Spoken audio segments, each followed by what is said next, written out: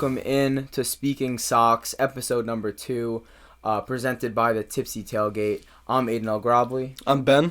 And we've got a bunch of topics to get into today. Some good stuff for you. Always talking Red Sox baseball, just like we always do. And first, we're going to start off with our shifts killing baseball. Ben, why don't you take over here? I think that there are a lot of issues when it comes to the quality of play that we've seen on the field in baseball the last couple of years. I still love the game, but I can see why the casual fan doesn't. And I think shifts are the number one reason, or number one element that's holding the game of baseball back. I think it's horrible for the game. It's ruining offense. And just a quick stat here. In 2011, in the 2011 season of the MLB, there were a total of 2,350 shifts that season in the MLB. In 2021, this past season, there was over 65,000 shifts in the MLB, and that's killing the game. There's no offense anymore. You also hear the issue with the deadened balls, and another thing, the launch angle. Yeah, that's ruining young players' swings. Definitely. It's ruining development, in my opinion. And I think that those are just a few key issues that need to be addressed. But the number one being shifts. I think the shift blows. I think it ruins the product. And I honestly, people are saying, well, why aren't casual fans watching anymore? To me, the shift is the number one reason. I hate the shift, and I think it's ruining the product that we see on the screen. Yeah, definitely. I mean, the shift is something that's newer to baseball. Obviously, it's been around for a while, but it hasn't been this used in history. It's kind of crazy now. You'll see almost all the defenders on the from the diamond on the right side. Most cases. Sometimes you'll see multiple outfielders in a gap. Yeah, and it really is interesting because it'll give you really good memes where it's just like a wide shot of the field and there's 8 people on one side. You're just like, what's going on? But it's really, I think I don't know how much it's killing the game, but I definitely think it's hurting their product. I mean, you want to see hits, you want to see plays, and a nice classical David Ortiz nice line drive, maybe a little dribbler to that little hole right past the second baseman and the first baseman in between the two. And that's just, I mean, how many hits has he gotten off that? When's the last time that you just saw a little gapper in extra innings win the game? I mean, what? That used to happen 5 times every week in the MLB. What happens once every 2 weeks now? So those were the kind of hits that I used to love in baseball. Just little grimy hits, squeak out runs. And another thing that's interesting, it's almost like the shift was the defensive response to Billy Beane's Moneyball outlook on baseball. Yeah. Which, I love Billy Beane's outlook. I think that if anything, it helped baseball grow. It helps small markets compete. And I guess this is another way of doing that, but this hinders the product that we see on the screen. Oh, 100%. I mean, I have a statistic here, MLB StatCast data from the Washington Post. It says in 2017, teams shifted 12.1% of the time, which is a fairly higher number than usual, but fairly low number in the spectrum of things. And then last year, this past season, that number rose to 34.1%. And an even crazier statistic, the Los Angeles Dodgers shifted 55% of the time last year. That's unbelievable. 55%. That's not real baseball. To me, that's not real baseball. I mean, that's great. That's an absurd number. From 12.1% in 2017 as the average team, and then 55% of the time the Dodgers last year. I mean, and obviously the Dodgers are one of those teams that's always progressive with the game, and they follow the trends. But also another team that is loaded with talent. So now you have one of the teams. I believe they have the third biggest or second biggest budget in the MLB. For sure. And they're just loaded with talent. Teams like that are adapting to this style of play. It's not like it's just small market teams who need to do everything they can to compete with the big budgets. It's everyone. And I think it's just, I can't stand it. I think it's killing the game. Yeah, and I'm on the same page as you. And I think, honestly, most baseball purists are probably on the same page as us. I mean, how could you really be on board with it? It does bring a little bit of an element of surprise, and you never know what's really going to happen because maybe someone could bunt it down the left side. But you don't see those bunts anymore. You don't see the guys taking advantage. Game-changing plays. Exactly. There's nobody on the entire third base side, and these players still won't bunt it down the third base side, and it shows you one willingness to adapt from the defensive side, and willingness not to adapt from these older players, these veteran players, even the younger players. When you could free base hit, you could turn it into two-bagger from with a sprint out of the box if you got the right bunt down, but it's just not how. And one thing I think that gets overlooked from the implement of the shift. Yeah. And then I don't mind analytics in baseball. I'm more of a manalytics guy. Okay. But I think you need both. Definitely. But analytics when it comes to the shift on the defensive side of the field has affected the way that teams are now playing offense. Now they're saying, oh, well, a strikeout with home runs is much more efficient than just singles and doubles and driving people in that way. So to me, it's just people are just swinging from their ass. Yeah. They're just trying to put it over the wall. That's exactly what it's And if they're not, they're striking out. And to me, that's just not a good product. Well, that's the perfect example and the perfect segue to this. The game of baseball has been, this is a studied fact, that it's been on its increasingly way of becoming a 3 true outcome game, which is that there's either a home run, a walk, or a strikeout. And you see strikeouts are at record levels now and have been for a while now. Home runs are also at record levels. I'm sorry to cut you off. You see middle of the pack pitchers reaching the strikeout rate of a guy like Sandy Koufax, who's the best strikeout artist of all time. That just shouldn't be the case. I mean, there's I forget whose video. It might have been Foolish Baseball, great YouTube channel. But they show the statistics on all-time strikeout records for hitter, and I'm pretty sure Stanton and Judge are both on pace to crush the record. Yeah. Crush it. Yeah. And I mean, like, if Judge is gonna, and it's not frowned upon at all in today's. And they're two of the better players in the league. Yeah. I mean, it's pretty crazy. Nobody really gives them any kickback for it either. Yeah. It's pretty wild. And like I said, the 3 true outcome game. It's not only is it not baseball, not the baseball we're accustomed to seeing, but it also hurts viewership because you're either going up there and you're like, if this guy doesn't hit a home run, we have no shot. Yeah. And it used to be, what if he's going to lay down a bunt? He's going to steal second, and then there's going to be a pass ball. He's going to get to third, now a sac fly, and they get a run, and that's how baseball is played. That's how the Royals really made their way to be a World Series team. And it also, in a way, it limits your lineup to 3 guys. Yeah. On many teams, you have 3 guys who can hit it out of the park, and if they're not on, you're not going to win. And to me, that's not how the game should be played. That's not how any game should be played. The beauty of sports is that you don't know who's going to make the big play. You don't know who's going to step up, and to me, that element has been stripped out of baseball. Yeah, definitely. And even on this Washington Post article again, in 2005, 27.3% of all Major League plate appearances ended up in a home run, a walk, or a strikeout. Since then, that rate has risen to up to 36.1% last year. So 36.1%, it's either one of those 3. How insane is that? Not a bunt, nothing else. That's unbelievable. Yeah, so that, I mean, shifts are something that we're very passionate about and against. So we're definitely going to be talking about this more on the show. I think it's the dumbest thing in sports. Yeah, definitely.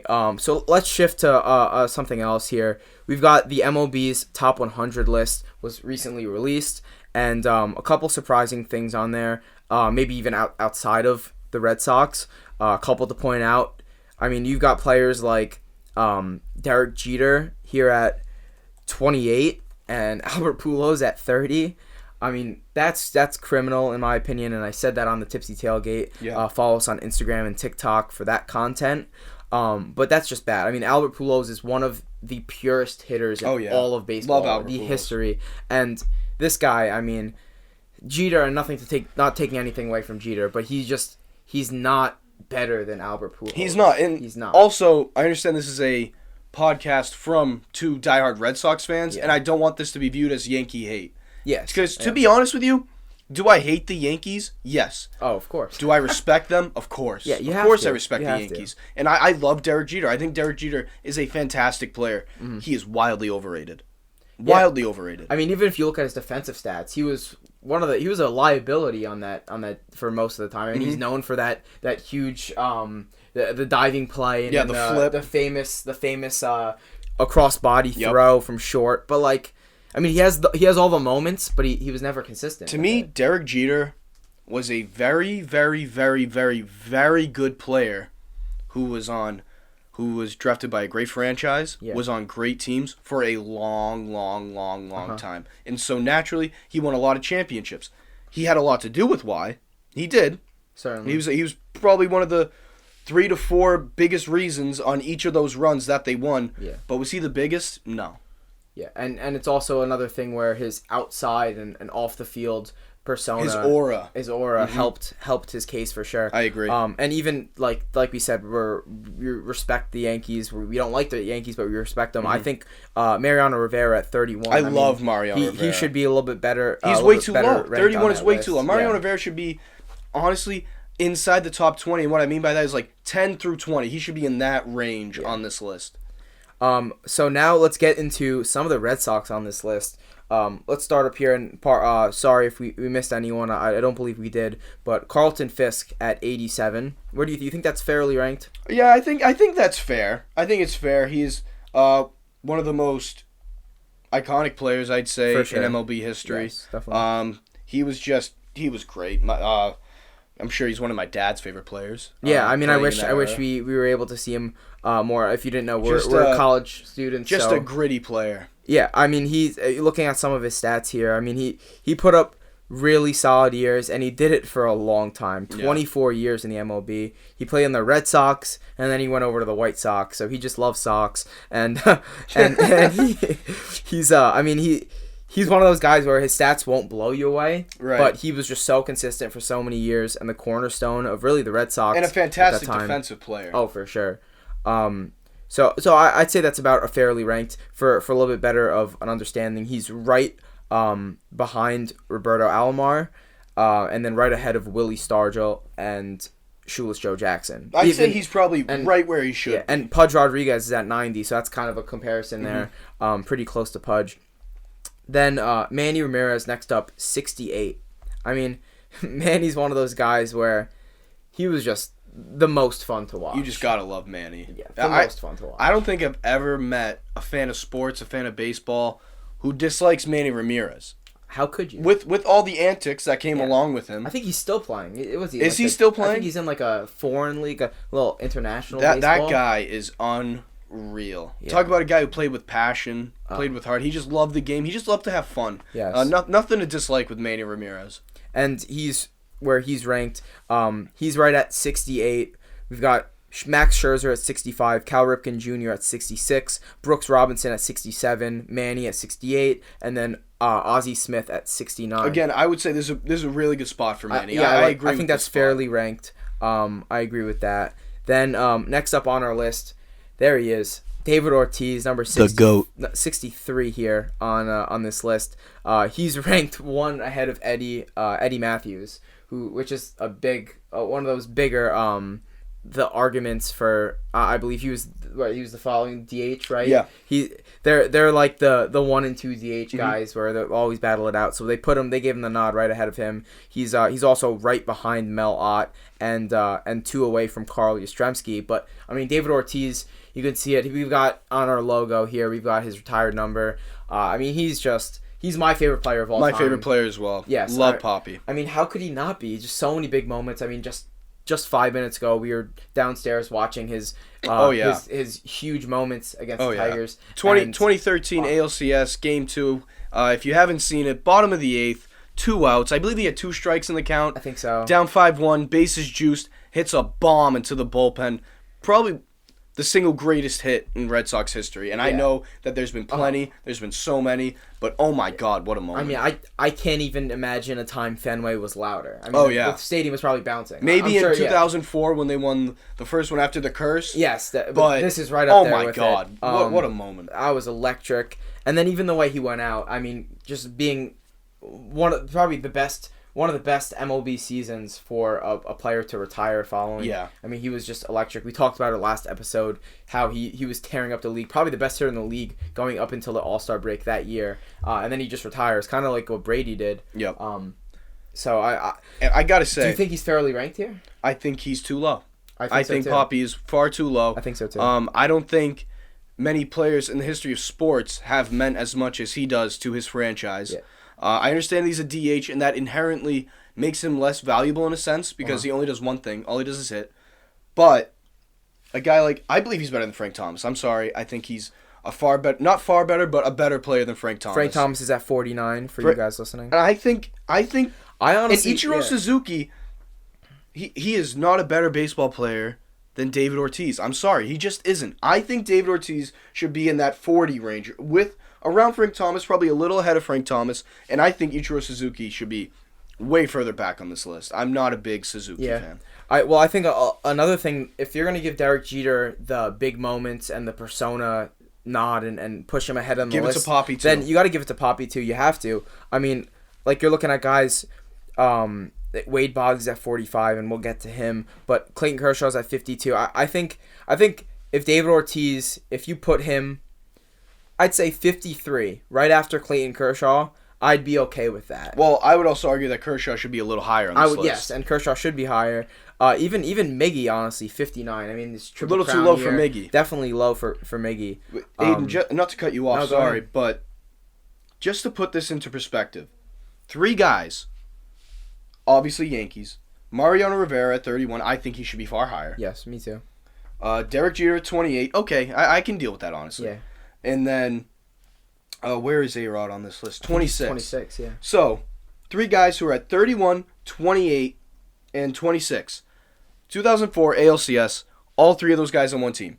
They have a 3-0 lead on David Ortiz in the Boston Red Sox. Yep. Who single-handedly wins 4 straight games? Hey. David Ortiz. So how is he that much further back than those 3 guys? I mean, the clutch king, we talked about it last episode, like I just mentioned, but I mean, who had bigger moments? I don't think you could really argue anyone in playoffs and just overall, just the what he brought to the sport of baseball. It's unmatched. Another thing is, you're only up once every 9 attempts of getting a hit. Yeah, and especially not playing on the field too.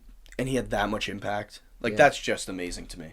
I mean, just imagine him in a big game. Say it's ALCS, and say he goes 0 for 2 his first 2 plate appearances, maybe even 0 for 3, and he's going up for his 4th place plate appearance, and it's the bottom of the 9th. Yeah. And this guy has seen the field 3 times all game, struck out, say, 2 of the times, flew out once, whatever the situation may be. And he has to go out there, and he has to put up the most clutch at-bat of his career. And he did it time after time. Time after time. Yeah. And can you imagine what... I mean, I know I play baseball, I'm sure. Did you play? I played at some point, yeah. Yeah, so I remember if I ever had a bad inning out there, or bad at-bat, maybe I struck out looking or something, or a bad call, whatever it was, I was able to go out there and catch and maybe make a play, maybe throw out a guy, maybe make a nice block, something to bring my ego back up. He had to sit there and think about it. And the biggest stage. Sometimes for hours. Innings can take hours. Oh, yeah. And another thing that speaks to Poppy's greatness,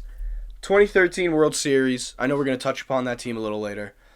I believe he was batting 8 for 11 heading into that Game 6 at Fenway. That's just incredible. How do you go 8 for 11 in a World Series? It's unheard of. It really is. It's just he was something else, man. He really was. And I touched upon this last episode. The more I think about it, he really, outside of Tom Brady, no athlete meant more to the city of Boston than David Ortiz. Without a doubt. At least in recent history. It's incredible how great he was. Yeah, what he did was something that probably won't ever be matched in Boston. Yeah. At least for the Red Sox.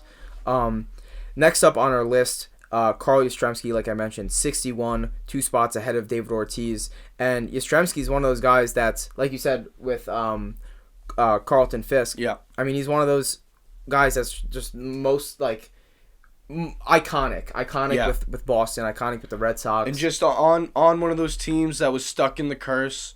Yeah. Teams couldn't get over the hump for whatever reason, just heartbreaking loss after heartbreaking loss. And, it was never on him. Just a great player.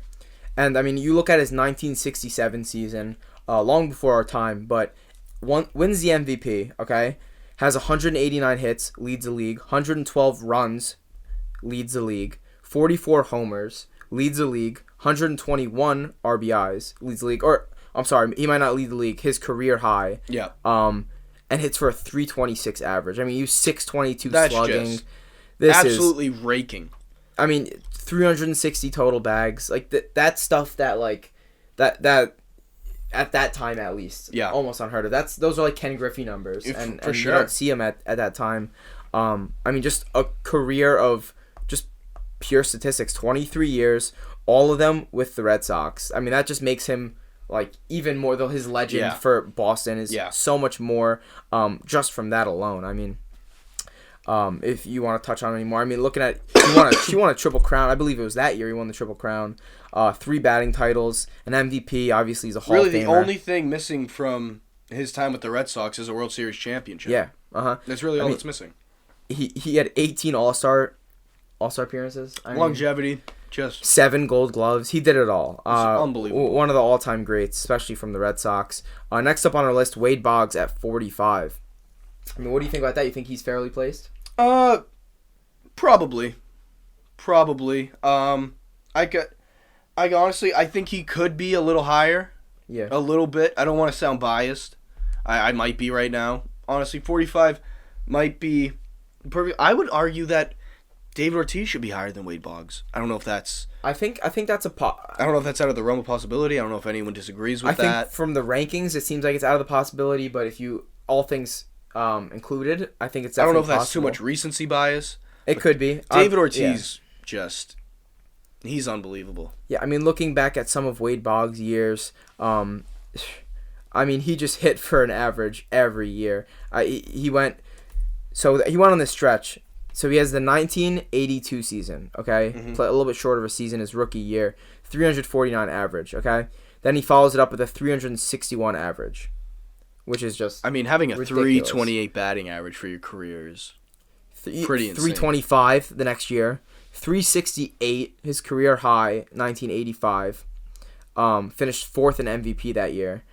357 the following year. 363 the next year. 366. And then doesn't go below 300 until 1992. Still makes the All-Star game. Okay? Yep. Then goes 302, 342, 324, 311, and then he fades away. And obviously he went to the Yankees. Hurts his record for me, at least for a Sox player. Personally, but he did snag a World Series. Yes. And he was an All-Star that season, so we do have to. He was a key contributor. You know what? I might have to take back that David Ortiz statement. That a little recency bias, but I don't. It's care. okay. I love Poppy. we'll allow it. 8 Silver Sluggers, 5 batting titles, the 1996 World Series, 2 Gold Gloves, Hall of Famer, 12-time All-Star. Wade Boggs, nickname the Chicken Man. I don't know. I don't know if they call him that. Now next up on our list, Pedro at 11. So we have a strong take on this. I mean, we think he should be at least in the top 10. At least. I agree. Maybe even early. 100%. Closer up on this list. Pedro Martinez had a 5-year run in the MLB where he was the best player, bar none. It wasn't even close. And he was pitching in the steroid era against the best hitting in the history. How tall is Pedro? Do we know how tall? I'm going to look it up right now. Look it up. I mean, Pedro was not a big man. Yeah, just taking looks at, Walter Johnson, yes, storied career. Pedro is listed at 5'11". I think that's a lie. I don't think Pedro's 5'11". I wouldn't be surprised if Pedro was like 5'9", to be completely honest. But put him on the mound and he seems like he's 6'6", Randy Johnson. Just some of the best pitches ever. If you haven't seen Pedro, just look him up on YouTube right now. Yeah, you have to. Oh my God. If you haven't seen his 1998 All-Star performance, that is just... And the thing... People bring that up, and then some people try to discount it, saying it's an All-Star game. All-Star games then in the MLB... They meant a lot. And he just went out there and he carved those guys up like they were nothing. Yep. And another thing I want to mention, if you look at this list, he's at 11, like we said, right ahead of him, Stan the Man Musial. I agree with that. I agree with his placement. Walter Johnson at 9. Yeah, I understand he pitched for forever, and this was a long time ago. But if you're comparing eras here, Pedro has to be ahead of Walter Johnson. He does, and Pedro was absolutely robbed of MVP in 99, I believe? Yeah, 99. Yeah. He was absolutely robbed. No one was more deserving of MVP that year than Pedro Martinez. But outside of that, 3-time Cy Young winner, 8-time All-Star, and was a part of the team that broke the curse of the Bambino in 2004. Yeah. Sure, he wasn't at his peak then, but he was still very, very, very, very good. Still very good. And we both agree that he should be higher up on this list. I think 7 or 8 would be a fair ranking for Pedro Martinez on this list. I'd even be comfortable sliding him at 9, at least getting him in the top 10 at least. Then next up, we have our final one on the list, Ted Williams at 5. I mean, Ted, like, you can't say enough about this guy. I think there's a legitimate argument that he might be the greatest player of all time. There is. I think there's a legitimate argument there. There is. I mean, because you're looking at he went 3 years for military service in the peak of his he was prime. 24, 25, 26. He was away from baseball. Mm-hmm. comes back and finishes and wins the MVP his first year back. Then he goes second in MVP the next year, third. Then he wins it again. Can you? I mean, that's outrageous. 19-time All-Star, 2-time MVP. I mean, absolutely absurd. His 162 game average, just purely off of average, throughout his career, he would average 130 RBIs and a 344 average. That's insane. Over a 19-year career, minus 3 years in his prime. I mean, I think you give if it doesn't go away for military service, I think he might be the greatest player of all time. I think he has all the accolades to be, and I mean, he won 2 Triple Crowns. Like, that's, you don't see it. 19 All-Stars, Hall of Famer. I mean, Ted, and he's ranked here at 5 for Ty Cobb's at 4, Hank Aaron's 3, Willie Mays 2, and Babe Ruth is 1. Mm-hmm. Ted Williams is just ahead of Lou Gehrig at 6, Mickey Mantle at 7, and then Barry Bonds at 8. So I think Ted, personally, I think they rated Willie Mays maybe a little too high. Maybe a little too high. I probably, if I had to make the list, I would have went Babe 1. Probably would have went Ted Williams 2, Hank Aaron 3, Willie 4, Ty at 5. Do you put Mike Trout anywhere in that conversation? In the top 5 combo? Yeah. I wouldn't do it yet. I think he needs, and I know it's more of like an NBA take to say this. Yep. I think he needs to prove something in the playoffs. Mm-hmm. And I know he signed the monster deal, but I think if the Angels can't figure it out with him, with now Shohei, maybe one of the greatest talents in all of baseball history already, if they can't figure out over the next 5 years with him, I think before he completely falls off as a player, he's got to get out of there. He's got to get out. And I know he signed a huge contract and he's locked in there, but you got to force your way out. You got to just make it. I mean, you have to show that you could win one, and it would be such a disservice to him in an era where sports players can move around so easily for a guy like Mike Trout not to have a World Series. I agree. One more issue, non-Red Sox related, that I have with this list. How is Pete Rose at 34? Yeah, that's terrible. That's horrible. That's just purely spite. Yeah, it really is. It really is. It is. If you don't know, I'm sure anyone who's listening to this does, because I assume you're a diehard baseball fan. Pete Rose got in trouble and banned from baseball for betting on his own team. I'm not justifying his actions at all, but just keep in mind, he wasn't betting against the Reds. He was betting for them. Yeah, and the one thing that I'll say to that is, and I never really thought of it this way, but I guess if you do, it kind of makes a little bit more sense. And like I said, I never thought of it like this until I heard of this, but it is kind of sketchy because he would bet for his team, but then the days that he wouldn't bet for his team, then people would be like, he's not betting against them, but in a way, he's sort of betting against them. Because you pick a day not to bet on them, everyone's like... Well, the guy doesn't have all the money in the world. Exactly, yeah. So he's got to get some bread. He can't just be throwing it away. And at the same time, like, I remember hearing a quote from him once. He was just like, sometimes you just need a little extra juice to get you going.